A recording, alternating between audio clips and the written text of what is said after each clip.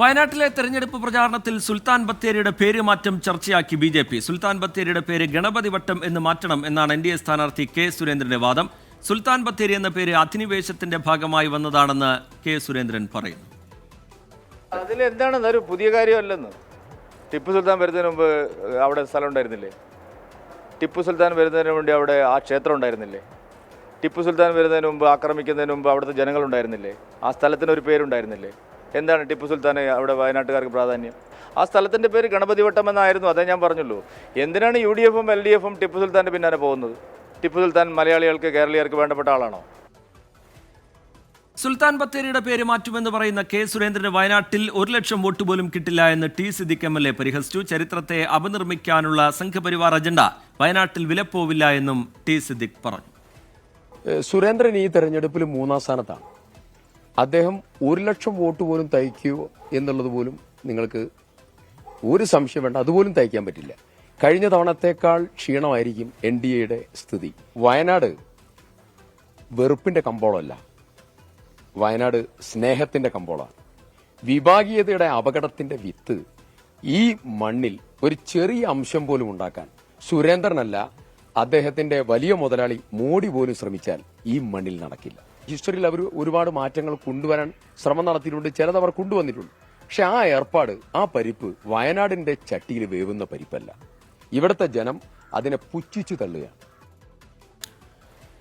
K സുരേന്ദ്രന്റെ പരാമർശം പുതിയ വിവാദങ്ങൾക്ക് തുടക്കമിട്ടതോടുകൂടി ഒരുപാട് പ്രതികരണങ്ങൾ ഇതുമായി ബന്ധപ്പെട്ട് പുറത്തു വരുന്നുണ്ട്. ബി.ജെ.പിയുടെ അജണ്ട ജനങ്ങൾ തള്ളുമെന്ന് സുൽത്താൻ ബത്തേരി നഗരസഭാ ചെയർമാൻ ടി.കെ. രമേശ് പ്രതികരിച്ചു. അതിലേക്ക് ഞങ്ങളെല്ലാം ജനിക്കുന്നതിന് മുമ്പിട്ടുള്ള ഒരു പേര് എന്ന നിലക്ക് പെട്ടെന്ന് ഈ നാട്ടുകാരൻ കൂടി അല്ലാത്ത ഒരു സ്ഥാനാർത്ഥി വന്ന് ഈ ഇത്തരം രീതിയിലേക്ക് ഈ നാടിനെ വിദ്വേഷം കൊണ്ട് നിറക്കുന്നതിന് വേണ്ടിയിട്ട് തിരിക്കുന്നത് വളരെ ബോധപൂർവമായിട്ടാണ്. ഈ നാടിനെ ഭിന്നിപ്പിക്കുന്നതിന് വേണ്ടിയിട്ടാണ് ഈ സമയത്ത് ഇത്തരം പ്രസ്താവന ഇറക്കിയത്.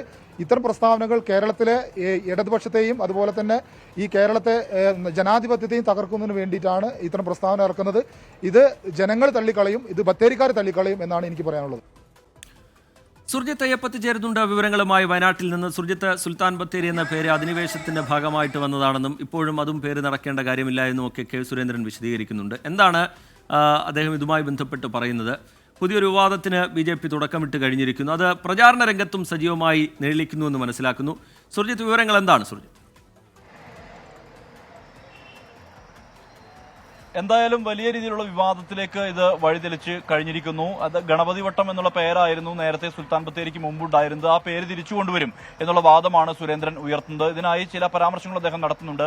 1984 പ്രമോദ് മഹാജൻ ഇവിടേക്ക് എത്തിയപ്പോൾ ആ ഘട്ടത്തിൽ അന്ന് പേര് ഈ ഗണപതി വട്ടം എന്നായിരുന്നു ഉൾപ്പെടെയുള്ള വാദങ്ങൾ അദ്ദേഹം ഉന്നയിക്കുന്നുണ്ട്. ഇതിനെതിരെ ശക്തമായ രീതിയിലുള്ള പ്രതിഷേധത്തിന്റെ ഭാഷയും മറു ഭാഗത്തു നിന്നും ഉണ്ടാകുന്നുണ്ട്. അതിൽ ടി സിദ്ദിഖ് MLA ആണ് ആദ്യം പ്രതികരണം നടത്തിയത്. അതിന് പിന്നാലെ നഗരസഭാ ചെയർമാൻ നടത്തി. എന്തായാലും ഇതിന്റെ ഒരു ചരിത്ര പശ്ചാത്തലം പരിശോധിക്കുമ്പോൾ നേരത്തെ ജൈന സംസ്കാരം, അതോടൊപ്പം അതിന് തുടർച്ചയായി കുറുമ്പ്രനാട് രാജവംശം ഭരിച്ചിരുന്ന ഒരു മേഖല, അതോടൊപ്പം അതിനുശേഷം ടിപ്പുവിന്റെ പടയോട്ടം, ബ്രിട്ടീഷ് ആധിപത്യം, ഇതെല്ലാം തന്നെ ഉണ്ടായ ഒരു പ്രദേശം കൂടിയാണ് ഈ വയനാട്, ഈ സുൽത്താൻ ബത്തേരി മേഖല എന്ന് പറയുന്നത്.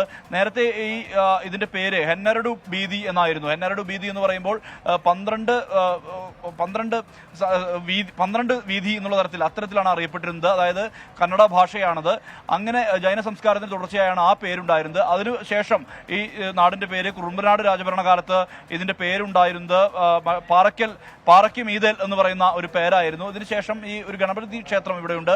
അതിന് ചുറ്റുമുള്ള പ്രദേശം ഈ അറിയപ്പെട്ടിരുന്നത് ഗണപതി വട്ടം എന്നുള്ള പേരായിരുന്നു. അതിനുശേഷമാണ് ടിപ്പു സുൽത്താന്റെ പടയോട്ടം ഉണ്ടാവുകയും പിന്നീട് അത് അങ്ങനെ സുൽത്താൻസ് ബാറ്ററി എന്നുള്ള പേര് ബ്രിട്ടീഷുകാർ നൽകുകയും അത് പിന്നീട് വാമൊഴി വഴക്കമായി സുൽത്താൻ ബത്തേരിയായി മാറുകയും ചെയ്തു. എന്തായാലും ഇതിനെല്ലാം തന്നെ ചരിത്രപരമായ പശ്ചാത്തലമുണ്ട്. ആ പശ്ചാത്തലത്തിന് തുടർച്ചയാണ് ഈ പേരെത്തിയിരിക്കുന്നത്. എന്തായാലും ഈ പേര് ഈ വിഷയത്തിൽ രാഷ്ട്രീയ വിവാദമായി മാറിയിരിക്കുകയാണ്. അതിന് പ്രധാനപ്പെട്ട കാരണം എന്ന് പറയുന്നത് ഈ ആരോപണം ആയി പ്രതിപക്ഷം, അതായത് UDF ഉൾപ്പെടെ ഉയർത്തുന്നത് ഈ സുരേന്ദ്രന്റെ പ്രചാരണ പ്രവർത്തനങ്ങൾ ശ്രദ്ധിക്കാൻ ആരുമില്ല, അതുകൊണ്ട് ശ്രദ്ധ കിട്ടാൻ വേണ്ടിയാണ് ഇത്തരത്തിലുള്ള ഒരു പേര് വിവാദം കൊണ്ടുവന്നത്. എന്തായാലും ഈ കെണിയിൽ വയനാട്ടുകാർ വീഴില്ല എന്നുള്ള വാദമാണ് ടി സിദ്ദിഖ് ഉയർത്തുന്നത്. അതേ അഭിപ്രായം തന്നെയാണ് നഗരസഭാ ചെയർമാനും ഉന്നയിക്കുന്നത്. അദ്ദേഹം ടി.കെ. രമേശ് നമ്മളോട് അല്പസമയം മുമ്പ് സംസാരിച്ചിരുന്നു. അദ്ദേഹം സംസാരിച്ച ഘട്ടത്തിൽ പറയുന്നത് ഇങ്ങനെ മറ്റ് നൂറായിരം വിഷയങ്ങൾ ഇവിടെ സംസാരിക്കാനുണ്ട്. വന്യമൃഗശല്യവുമായി ബന്ധപ്പെട്ട പ്രശ്നങ്ങളുണ്ട്, രാത്രിയാത്രാ നിരോധനവുമായി ബന്ധപ്പെട്ട വിഷയങ്ങളുണ്ട്, അങ്ങനെ നിരവധി വിഷയങ്ങൾ ഇവിടെ സംസാരിക്കാനുണ്ട്. ഇതിനിടയിലാണ് ഇങ്ങനെ ഒരു പേരുമാറ്റവുമായി ബന്ധപ്പെട്ട അജണ്ട കൊണ്ടുവരുന്നത്. ഇതിന് പിന്നിൽ വയനാട്ടുകാർ ഈ കെണിയിൽ വീഴില്ല എന്നുള്ള ഉൾപ്പെടെയുള്ള അഭിപ്രായമാണ് ഈ CPIഎമ്മും അതോടൊപ്പം തന്നെ കോൺഗ്രസും ഉന്നയിക്കുന്നത്. അതേസമയം BJP ഇത് തെരഞ്ഞെടുപ്പ് പ്രചാരണത്തിൽ ഒരു വിഷയമാക്കി ഉയർത്തിക്കൊണ്ടുവരാനുള്ള ഒരു നീക്കം കൂടി നടത്തുന്നുണ്ട്. ഇതിന്റെ ഭാഗമായാണ് കെ സുരേന്ദ്രന്റെ ഭാഗത്തു നിന്നും ഇത്തരത്തിലുള്ള ഒരു പ്രതികരണം ഉണ്ടായിരിക്കുന്നത്. ശരി, സുർജിത്ത് അയ്യപ്പത്ത് വയനാട്ടിൽ നിന്ന് വിവരങ്ങൾ നൽകുകയായിരുന്നു. തെരഞ്ഞെടുപ്പ് കാലമാണ്, പ്രചാരണം ഊർജിതമായി മുന്നോട്ട് പോകുന്നതിനിടയിലാണ് പുതിയൊരു വിവാദം കൂടി വയനാട്ടിലേക്ക് എത്തുന്നത്. വയനാട്ടിൽ മാത്രമല്ല, അതിപ്പോൾ കേരളത്തിലൊന്നാകെ ഒരു തെരഞ്ഞെടുപ്പ് വിഷയമായി പരിണമിക്കുകയും ചെയ്യുന്നു. സുർജിത്ത് അയ്യപ്പത്ത് വിവരങ്ങൾ നൽകുകയായിരുന്നു.